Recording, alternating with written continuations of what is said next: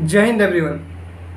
प्यारे बच्चों, बहुत सारे ऐसे बच्चे हैं जो तैयारी कर रहे हैं, लेकिन बीच बीच में इन्हें लगता है कि भैया अगर हमारे बीच में अगर एक आध दिन का ब्रेक आ जा रहा है तो हमारे मन में ये हो रहा है कि हम इनकंसिस्टेंट हो गए, हमारा जो एक फ्लो था वो टूट गया और इसके कारण हमारे रिजल्ट पर बहुत बड़ा इम्पैक्ट पड़ सकता है। ये जो आपके माइंड में अलग अलग चीज़ें उत्पन्न होती हैं, इसका कारण ये है कि आप लोगों के अंदर एक डर है। ठीक है, डर है, अच्छी बात है, डरना भी चाहिए थोड़ा बहुत।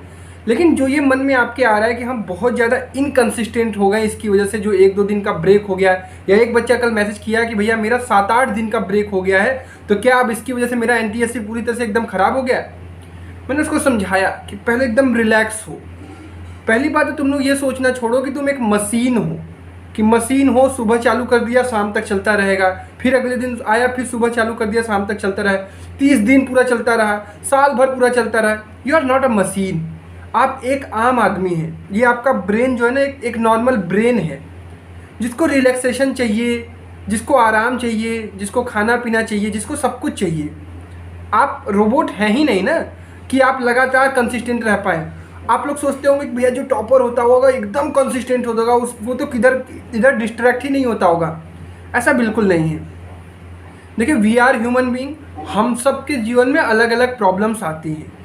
कुछ बच्चों के लाइफ में अलग अलग प्रॉब्लम्स हो सकता है कि उसकी मम्मी की तबीयत ख़राब हो गई तो वो 2-3 दिन ब्रेक हो गया, किसी के घर पर पेंटिंग वगैरह हो रही है तो 2-3 दिन ब्रेक हो गया, कोई घूमने चल गया, कोई फैमिली ट्रिप हो गई उसमें चला गया।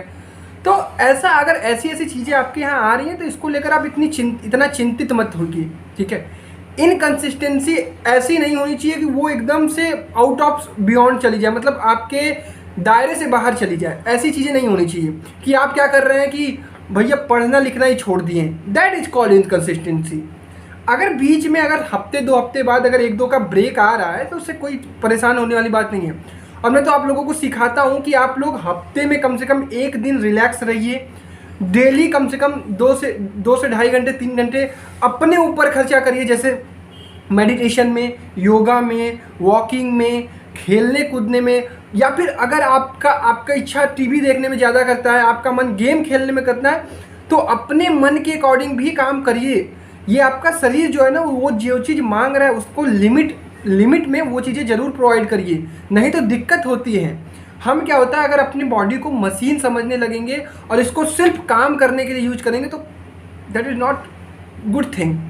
मशीन भी, अगर मशीन को भी सोचो तो उसको हम लोग खाना मतलब कि तेल पानी देते हैं, उसकी सफाई करते हैं, उसमें कोई इक्विपमेंट ख़राब होता है तो उसको बदलते हैं, तो इन सब सारी चीज़ों पर भी हम ध्यान देते हैं। तो हमारा ह्यूमन बॉडी जो है मशीन से तो हटके ही है ना, इसके लिए हमें बहुत बेहतर ख्याल रखना पड़ेगा।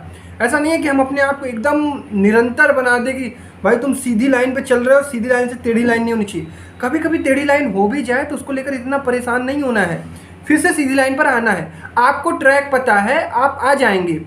इनकंसिस्टेंसी वो अलग चीज़ होती है कि जो कि आया 10 दिन पढ़ा उसके बाद 20 दिन नहीं पढ़ा, दैट इज कॉल्ड इनकंसिस्टेंसी। अगर आपका 2-4 दिन का ब्रेक आ रहा है तो उसको लेकर परेशान मत होइए। ठीक है, और इसको बेहतर करने का तरीका यही है कि आप अपने रेगुलेशन से चलिए, अपने माइंड को मतलब रिलैक्सेशन भी दीजिए। जैसा कि मैंने कहा कि हफ्ते में 1 दिन रखिए ऐसा कि आप आराम से, पढ़ाई कम, खेल कूद ज़्यादा, तो आपका मन क्या रहेगा ना, बहुत सही रहेगा, आपको बीच में कोई भी प्रॉब्लम नहीं आएगी। और ये जो मैंने एक तरीका बताया था ना कि 7 दिन में 6 दिन आप काम करेंगे तो आपके मन में हमेशा रहेगा कि चलो 7वें दिन तो मुझे रिलैक्सेशन मिलता ही है, उस दिन मैं जम के आराम कर लूँगा। तो ये क्या होगा, हमारा माइंड भी उसी तरह से काम करने लगेगा। और अगर आप डेली रूटीन बना देंगे, नहीं 7 के 7 दिन मुझे काम करने हैं ना, तब फिर आप फ्रस्ट्रेट हो जाएंगे। तो इसलिए ये बीच में आपको कंसिस्टेंसी इस तरह से ब्रेक करनी है जिससे आपकी चीज़ें डाइवर्ट भी ना हो और आपके काम पर भी कोई इफेक्ट ना पड़े। और अपने मन को खुश रखने के लिए जो भी काम आपको लगता है कि नहीं मेरे को पबजी खेलना ही अच्छा लगता है, तो आधा 1 घंटा आप हफ्ते में 1 दिन हो गया, या डेली आपको खेलने का मन करता है तो 10-15 मिनट एक आध गेम इन्जॉयमेंट के लिए खेल लिए। तो मैं एक एग्जांपल दिया कि कोई भी गेम, जैसे मैं तो सबसे ज़्यादा कहता हूँ कि आप आउटडोर गेम्स खेला करिए। आउटडोर गेम्स आपके शरीर को भी स्वस्थ रखता है, आपके बॉडी में जो कहते हैं ना कि बैठे बैठे भैया पेन वगैरह होने लगता है, इन सब सारी चीज़ों से भी प्रॉब्लम का आपको छुटकारा मिलेगा। तो आप वैसे भी काम करिए अपने लाइफ में पढ़ाई के साथ साथ, जिससे आपके माइंड को खुशी मिले। इस चीज़ की ये काम अगर आप लाइफ में इम्प्लीमेंट करते हैं तो ये जो बीच में आपकी इनकन्सिस्टेंसी आ रही है और इसकी वजह से आप परेशान हो रहे हैं, इससे भी आपको छुटकारा मिलेगा। तो मैं उम्मीद करता हूँ कि इस टॉपिक पर जो हमने बात किया ये आपके लिए काफ़ी हेल्प करेगा। कमेंट बॉक्स में कमेंट जरूर कीजिएगा कि आप भी ऐसा फील कर रहे हैं क्या बीच बीच में। देखिए, मैं वो बातें रिलेट करता हूँ जो आप रियली फील करते हैं। कल एक बच्चे का फ़ोन आया था, वो यही कह रहा था कि भैया 8 दिन मेरा ब्रेक हुआ है, तो अब इसका इम्पैक्ट मेरे रिजल्ट्स पे या मेरे प्रिपरेशन पे क्या पड़ेगा। तो उसको मैंने चीज़ें समझाई। मेंटरशिप के थ्रू बहुत सारे बच्चे बहुत सारी चीज़ों में बहुत अच्छा फ़ायदा पा रहे हैं। तो आप भी चाहें तो कनेक्ट हो सकते हैं थ्रू मेंटरशिप। उसके लिए आपको टेस्ट सीरीज परचेज करना पड़ेगा, सो दैट कि आपके अंदर भी सीरियसनेस आ जाए और आपके प्रति मेरे अंदर भी सीरियसनेस आ जाए। तो यहीं पर छोड़ता हूँ। कमेंट बॉक्स में अपनी राय जरूर दीजिएगा।